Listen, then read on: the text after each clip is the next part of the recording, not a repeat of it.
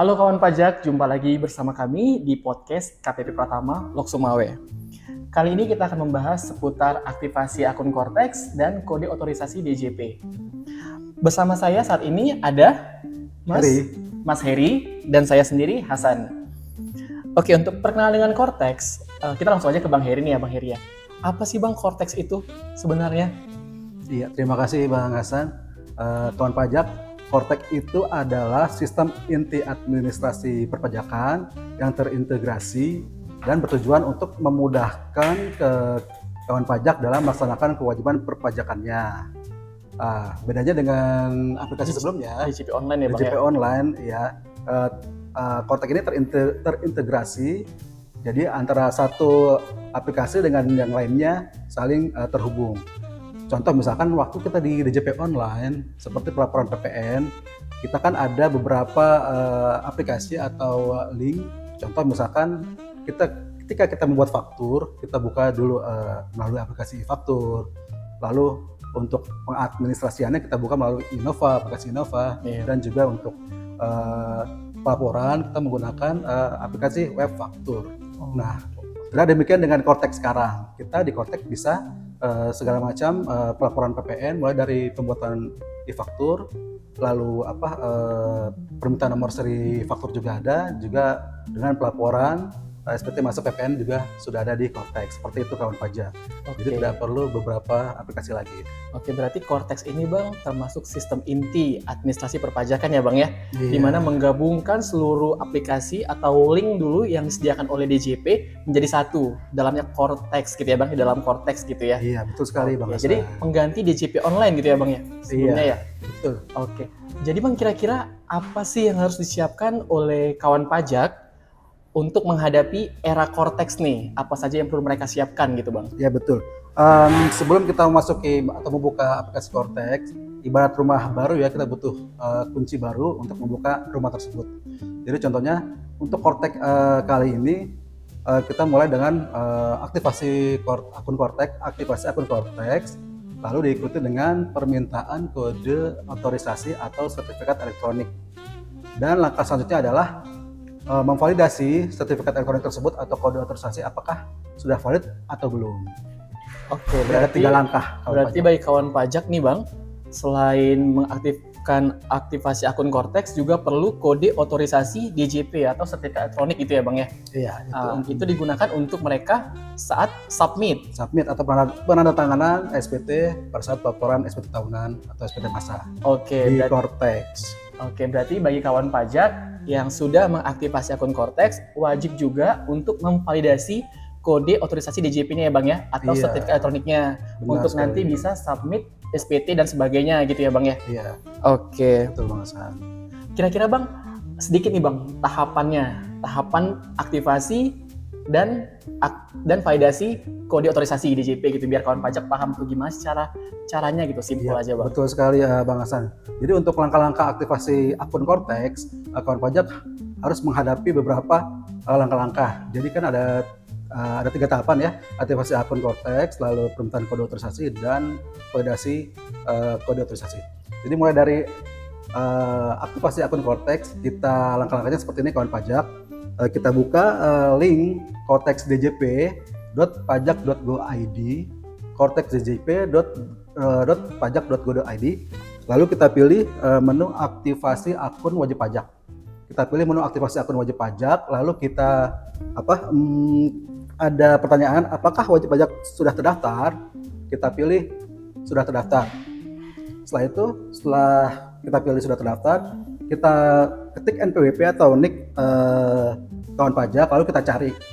Nah, setelah ada NIK atau NPWP tersebut, lalu kita isikan alamat email dan nomor HP kawan pajak. Jika memang alamat email dan nomor HP kawan pajak tidak sama atau tidak ada di akun Cortex tersebut, kawan pajak dapat menghubungi petugas pajak di KPP. Jika alamat email dan nomor HP sudah tervalidasi atau sudah terekam di Cortex, kita lanjutkan dengan verifikasi identitas atau swafoto. Jadi di situ ada, kita klik verifikasi identitas, swafoto, kita foto selfie untuk identitas, atau bisa fotokopi KTP juga boleh ya. Oke. Kawan Bang Hasan. Jadi kita lanjutkan, kita klik foto. Setelah tervalidasi fotonya, kita centang pernyataan, ada pernyataan di situ kita centang, lalu kita klik simpan. Kita klik simpan. Nanti setelah itu akan mendapat notifikasi atau pesan ke email kawan pajak atau nomor HP kawan pajak. Kalau email berupa email, kalau nomor handphone dia berupa SMS. Nanti di situ ada kawan pajak mendapati password sementara. Nanti di situ kawan pajak bisa merubah password, karena password sementara itu kan berupa kombinasi huruf dan angka ya. Agak ribet ya Bang ya. Lumayan rumit ya. Di situ kawan pajak boleh merubah password. Nah jadi gini, untuk aktivasi, tadi saya lupa ya Bang Hasan ya. Untuk aktivasi akun ada 2 cara ya. Tadi melalui aktivasi akun wajib pajak dan bisa melalui lupa kata sandi. Lupa kata sandi, kawan pajak boleh klik lupa kata sandi. Di situ kita kita pilih melalui alamat email atau nomor handphone yang tersedia. Sebelumnya kita ketik dulu nick kita. Setelah itu kita pilih alamat email atau nomor handphone. Setelah itu apakah sudah terdaftar atau belum nih email dan nomor handphonenya gitu kan? Apakah sudah benar? Kalau memang masih sama dengan di sistem pajak, itu akan lanjut. Lalu kalau memang berbeda atau tidak bisa lanjut, itu menghubungi petugas KPP. Nah setelah itu jika alamat email dan nomor handphone masih sama dengan di sistem pajak, kawan pajak bisa lanjut dengan terus nomor kode captcha, dan setelah itu captcha otomatis di sistem ya. Setelah itu centang dan kirim. Nah setelah kirim itu nanti kawan pajak akan mendapat notifikasi ke email atau ke nomor handphone. Silahkan diklik link tersebut, notifikasinya, lalu ubah kata sandi di situ. Nah, kata sandi ini kawan pajak harus terdiri dari huruf besar, huruf kecil, angka dan simbol berupa khusus ya Bang ya, simbol khusus ya. Atau pagar atau hashtag gitu ya. Dan minimal terdiri dari 8 karakter ya. Seperti itu. Setelah kawan pajak merubah password baru, silakan ulangi lagi login ke korteksdjp.pajak.go.id, ulangi dengan nick dan nomor password yang baru. Nah, di situ kalau memang sudah terbuka, berarti kawan pajak sudah berhasil aktivasi akun Korteksnya. Oke, berarti untuk kawan pajak yang mau aktivasi akun Korteks bisa kunjungi situs korteksdjp.pajak.go.id ya Bang ya. Iya. Oke, agak berkeringat nih Bang ya. Betul. Maaf ya. Harusnya menurunkan suhunya nih ya Bang ya. Iya. Oke, berarti bagi kawan pajak yang mau aktivasi akun Korteks bisa mengunjungi situs korteksdjp.pajak.go.id, lalu mengisi data diri dengan lengkap ya Bang ya, dan data yang valid seperti itu ya Bang ya. Betul. Oke, nanti setelah akunnya terbentuk baru kita akan lanjut ke validasi KO-DJP atau kode otorisasi DJP itu ya Bang ya. Betul. Nah, boleh disampaikan Bang tahapannya Bang sedikit Bang, bagaimana cara validasi KO-DJP-nya? Baik. Untuk kawan pajak, untuk tahapan permintaan kode otorisasi atau sertifikat elektronik di Korteks tadi yang korteksdjp.pajak.go.id, kita pilih setelah portal saya, kita masuk ke portal saya, lalu kita cari menu permintaan kode otorisasi atau sertifikat elektronik. Permintaan kode otorisasi atau sertifikat elektronik kita pilih, lalu setelah tahapan berikutnya adalah ada pilihan kita pilih sertifikat digital berupa kode otorisasi DJP atau KO-DJP. Kita pilih KO-DJP itu gratis ya Bang Hasan, tidak berbayar. Kita pilih kode otorisasi DJP. Lalu langkah berikutnya adalah kita ketik password kita. Nanti kan tadi kan ada password aktivasi akun, boleh sama boleh beda. Yang penting terdiri dari 8 karakter dan satu huruf besar, huruf kecil, angka, karakter dan khusus. karakter khusus atau simbol ya. Itu kita masuk lagi, itu namanya passphrase kalau untuk kode otorisasi. Kita klik passphrase-nya. Setelah itu langkah berikutnya adalah centang pernyataannya. Ada kotak, kita centang pernyataan, lalu langkah selanjutnya adalah simpan. Nah, sampai situ sudah terbit kode otorisasi Bang Hasan. Oke, berarti kawan pajak bisa membedakan atau disamakan dengan password aktivasi akun Korteks ya Bang ya untuk passphrase-nya ya. Jadi kawan pajak ini nggak perlu bingung nih, apa sih password, apa sih passphrase, karena bisa disamakan nih. Yang penting dari 8 karakter ya Bang ya. Ada huruf besar, angka, karakter khusus gitu ya Bang. Itu ya Bang ya. Betul. Oke. Nah, ini kan Bang, kira-kira kan untuk menyiapkan ini nih Bang, pasti kan ada saja ya Bang ya kendala Atau sebenarnya Bang Hasan, untuk validasi kita belum nih. oh Jadi iya ada tiga iya. tadi ya, Oke. aktivasi, permintaan, dan validasinya. Validasi. Nah, sekarang Iya. kita lanjut ke validasi kawan Nah, pajak. setelah kawan pajak tadi mengajukan permintaan kode otorisasi, kita cek apakah kode otorisasi atau sertifikat elektronik tersebut sudah valid atau belum. Cara ngeceknya adalah kita pilih setelah di portal saya, kita masuk ke profil saya, lalu kita cari di profil saya, kita cari di bawah itu adalah ada menu nomor identifikasi eksternal. Kita pilih nomor identifikasi eksternal, lalu kita gulir ke kanan atas, bagian atas itu ada menu digital certificate. Setelah itu kita gulir ke kanan lagi, ada menu periksa status. Nah, di periksa status itu kita klik sebelah kanan lagi ada menu menghasilkan. Kita klik menghasilkan. Jadi tadi kode otorisasi dari status invalid menjadi valid setelah diklik menghasilkan. Nah, kalau sudah valid, kawan pajak sudah bisa menggunakan kode otorisasi tersebut atau sertifikat elektronik tersebut untuk pelaporan kawan pajak dalam SPT tahunan atau SPT masanya. Sudah sah, bisa digunakan untuk pelaporan SPT. Oke, berarti bagi kawan pajak yang sudah melakukan permintaan kode otorisasi belum serta-merta langsung aktif ya Bang ya? Berarti Iya, harus divalidkan dulu ya Bang ya? Betul. Dengan cara yang tadi seperti itu. Berarti kawan pajak sudah aktivasi akun Cortex berhasil, lanjut ke permintaan kode otorisasi, setelah itu lakukan validasi nih atas kode tersebut ya Bang ya. Jadi biar bisa digunakan untuk submit SPT dan sebagainya kayak gitu. Oke, kira ada lagi Bang info lainnya Bang selain yang 3 ini? Itu aja sih. Oke, kita lanjut ke pertanyaan berikutnya ya Bang ya. Nah, biasanya nih kan Bang, kalau misalnya terkait dengan perpajakan nih, wah ada yang baru nih tentang perpajakan nih, apalagi Cortex kan hal yang baru nih, Iya. terutama untuk aktivasi akun Cortex. Banyak kawan pajak mungkin yang belum paham nih Bang, atau yang belum ngerti gimana sih caranya untuk aktivasi akun Cortex, apakah bisa dilakukan sendiri di rumah, atau harus langsung datang nih ke kantor pajak kayak gitu Bang. Iya. Nah, kalaupun bisa dilakukan sendiri tuh Bang, tadi kan Abang bilang kan bisa langsung melalui Cortex djp.pajak.go.id ini untuk aktivasi akun Cortex. Jika kawan pajak sudah punya akun DJP online, maka bisa langsung klik lupa kata sandi ya Bang ya. Betul. Untuk ngecek apakah data tersebut sudah sinkron nih nick-nya gitu ya Bang ya. Sudah bisa digunakan kan nick-nya untuk aktivasi akun Cortex. Maka bisa klik lupa kata sandi gitu ya Bang ya. Lalu masukin nick, surat elektronik atau nomor gawai. Iya. Ada 2 pilihannya gitu ya Bang ya. Iya. Jadi kawan pajak bisa nih pilih gitu ya. Nah, jadi gimana nih Bang kendalanya Bang? Kalau kawan pajak nih ternyata emailnya bermasalah nih, atau sudah tidak digunakan lagi, atau nomor handphonenya sudah tidak digunakan lagi nih. Berarti kan muncul nih Bang kendala, muncul permasalahan baru nih bagi kawan pajak. Iya. Nah, lalu Bang gimana nih bagi kita nih DJP nih untuk menyelesaikan masalah tersebut nih, untuk meringankan cara pembuatan aktivasi akun Cortex-nya gimana nih gitu loh. Iya. Bagi kawan pajak yang menemui kendala seperti tadi Bang Hasan sebutkan, misalkan alamat email atau nomor handphonenya tidak sama dengan di sistem pajak atau ada perubahan, ya kawan pajak bisa mendatangi ke petugas di KPP terdekat untuk dilakukan update atau pembaruan alamat email dan nomor handphone yang terbaru. Dengan begitu kawan pajak baru bisa melanjutkan aktivasi akun Cortex-nya. Karena kalau tidak sama ya tidak akan sukses aktivasinya gitu. Berarti bagi kawan pajak yang email sama nomor handphonenya sudah tidak valid atau sudah tidak digunakan lagi nih, tidak aktif lagi nih, berarti bisa datang langsung ke KPP ya Bang ya. Iya. Untuk perubahan data gitu ya Bang ya, perubahan data email dan nomor handphone.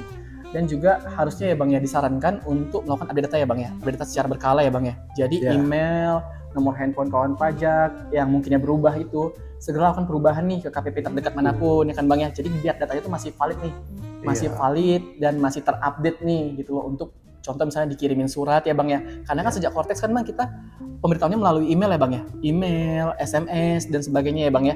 Jadi tidak ada lagi maksudnya meminimalisir surat menyurat seperti itu ya Bang ya. Jadi kawan pajak bisa langsung mantau aja nih emailnya atau SMS-nya dan sebagainya.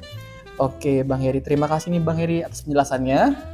Untuk kendala ada beberapa sih Bang Hasan. Oh, ada kendalanya lagi. Oke. Boleh saya tambahkan. Oke, boleh. Untuk kendala kira-kira ada apa aja? Tadi ya, alamat email dan nomor handphone itu sudah berubah si kawan pajak. Lalu ada lagi kawan pajak ini tidak punya email atau belum ada email. Banyak tuh. Banyak tuh ya Bang ya di lapangan ya. Nah, mau nggak mau kan kawan pajak harus membuat email terlebih dahulu agar proses aktivasi atau pelaporan Cortex selanjutnya dapat berjalan lancar. Mau tidak mau kan semua kan karena digital ya perlu email. Gimana cara buat emailnya? Kalau kawan pajak gaptek atau tidak tahu bisa menghubungi kantor pajak KPP, ada petugas pengarah layanan yang mengarahkan kawan pajak untuk membuat email. Lalu kendala yang lainnya saya temui juga untuk notifikasi email dan nomor handphone. Biasanya kawan pajak tuh tidak ada kuota yang cukup untuk menerima notifikasi atau email masuk di emailnya, ataupun juga di handphone ya, ataupun juga kalau untuk nomor handphone kawan pajak biasanya tidak ada SMS kuota, bukan kuota itu pulsa pulsa yang cukup. Kadang kan udah nggak pakai pulsa lagi, pakai internet, jadi kadang tidak diisi, pulsanya kosong, jadi tidak bisa menerima notifikasi via SMS. Mirip-mirip ya, tidak ada kuota, tidak ada pulsa, sama aja tidak bisa menerima notifikasi dari DJP. Terus ada lagi itu biasanya yang datang itu bukan yang bersangkutan. Sering itu ya Bang terjadi. Jadi untuk tektoknya atau untuk langkah-langkah selanjutnya biasanya kan dari masuk di email langsung kita klik ya. Kita isikan perubahan password tersebut. Nah, kalau bukan yang bersangkutan, kita kan juga tidak bisa langsung merespon notifikasi dari DJP-nya. Jadi sebaiknya langsung yang bersangkutan seorang tersebut. Berarti yang harusnya melakukan perubahan data atau melakukan permohonan itu ya harusnya memang wajib pajaknya langsung ya Bang ya. Kawan pajak langsung yang datang, jangan diwakilkan, karena takutnya yang kita khawatirkan itu adalah handphone tersebut tuh bukan mereka yang pegang nih gitu ya Bang ya, bukan yang bersangkutan yang pegang nih, mungkin orang lain dibantu seperti itu kan. Jadi kan itu juga memperlama nih atau menghambat proses permohonan. Biasanya karena alasan sibuk KPP, atau nggak sempat ya kan, jadi nyuruh orang atau siapa gitu kan. Tapi kan Bang, sejak Cortex pun kita sudah ini ya Bang ya, borderless ya, bisa melakukan pengajuan dimanapun sebenarnya nih. Kawan pajak. Jadi kawan pajak tidak perlu khawatir karena terkendala jarak, waktu, dan biaya segala macam tuh nggak perlu khawatir, karena bisa datang langsung ke KPP terdekat manapun nih untuk diajukan permohonan perubahan data dan sebagainya gitu ya Bang. Tidak harus di KPP terdata, boleh di KPP mana saja yang terdekat wilayah kawan pajak.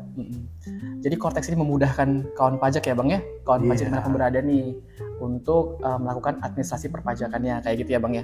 Kira-kira ada lagi Bang yang kita ada lagi jangan lupa pelaporan SPT tahun 2024-nya diselesaikan juga ya kawan pajak, karena beberapa karena seperti setahun sekali ya Bang Asakan, jadi orang cenderung lupa dan apakah saya sudah lapor pajak atau belum, biasanya sudah terlalu tidak lapor, bahkan kadang bertahun-tahun gitu kan. Jadi baiknya diselesaikan administrasi pelaporan pajaknya kawan pajak sekaligus. Jadi begitu kita memasuki era Cortex, semua sudah terlaksanakan dengan baik, kewajiban yang perpajakan yang sebelumnya.